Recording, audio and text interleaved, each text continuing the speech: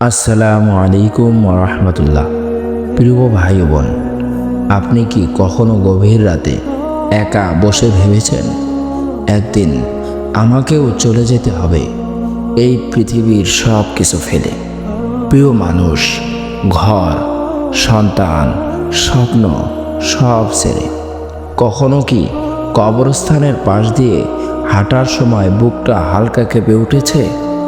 মনে হয়েছে এই মাটির নিচেই তো একদিন আমাকেও শুতে হবে।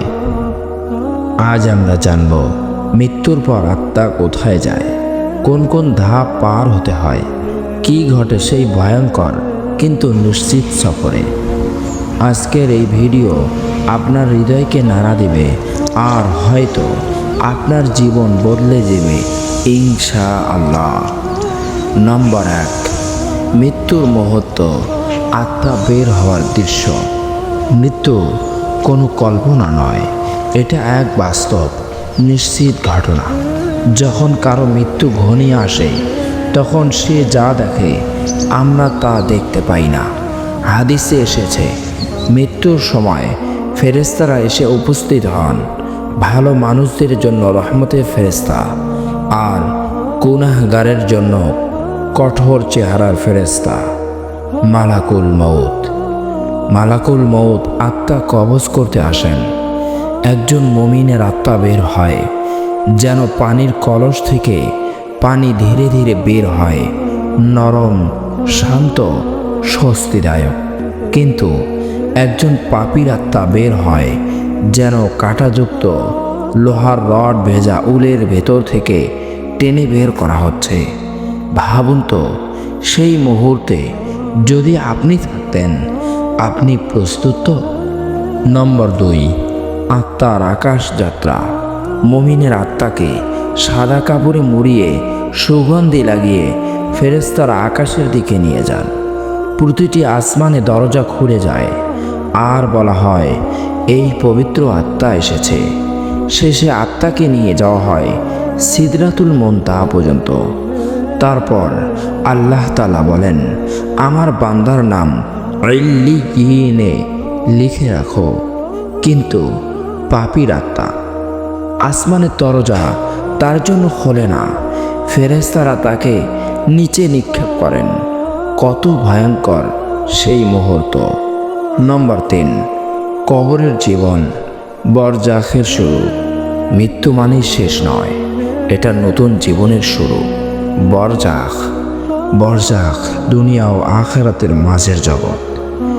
দাফনের পর 2 ফেরেশতা আসেন, মুনকার এবং নাকির। তারা 3টি প্রশ্ন করবেন, তোমার রব কে, তোমার দিন কি? এই ব্যক্তিকে রাসূল সাল্লাল্লাহু আলাইহি ওয়াসাল্লাম সম্পর্কে কি বলো? মুমিন সহজেই উত্তর দিবে, রব্বি আল্লাহ, দিন ইসলাম, নবী মুহাম্মদ সাল্লাল্লাহু আলাইহি ওয়াসাল্লাম। কিন্তু পাপী বলবে, আমি জানি না। সেই মুহূর্তে কবর সংকুচিত হয়ে যাবে, এতটাই যে পাঁজরের হাড় একে অপরের সাথে মিশে যাবে। আপনি কি উত্তর দিতে পারবেন? নম্বর 4, কবরের সুখ বা শাস্তি। মুমিনের কবর প্রশস্ত হয়ে যাবে, জান্নাতের জানালা খুলে দেওয়া হবে, সুগন্ধ আসবে।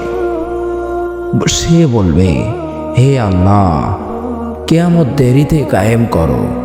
কিন্তু পাপীর কবর হবে আগুনের গর্ত, জাহান্নামের দরজা খুলে যাবে তার জন্য।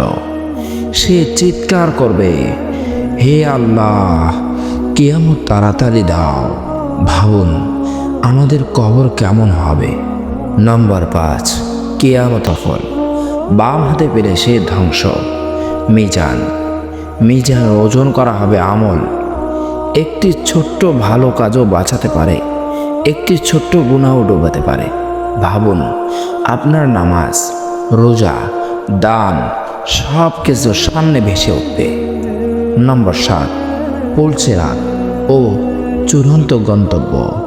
পুলসিরাত জাহান্নামের উপর টানানো এক সেতু, চুলের চেয়েও সূক্ষ্ম, তলোয়ার চেয়েও ধারালো। মুমিনরা বিদ্যুতের গতিতে পার হবে, কেউ দৌড়ে, কেউ হেঁটে, কেউ হামাগুড়ি দিয়ে, আর কেউ পড়ে যাবে জাহান্নামে।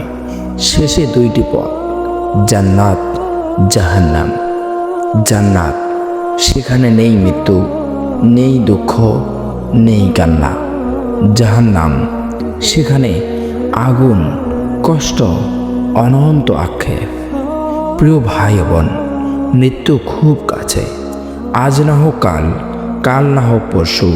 হয়তো এই ভিডিও দেখার পর আপনার জীবনে বড় পরিবর্তন আসবে। আজ থেকেই নামাজ শুরু করুন, গুনাহ ছেড়ে দিন, মা বাবার সাথে ভালো ব্যবহার করুন। কারণ যেদিন আত্মা বের হবে সেদিন আর সময় থাকবে না। আল্লাহ তাআলা আমাদের সবাইকে সুন্দর মৃত্যু দান করুন, কবরের আযাব থেকে রক্ষা করুন, জান্নাতুল ফিরদাউস নসিব করুন। আমিন ইয়া রাব্বাল আলামিন।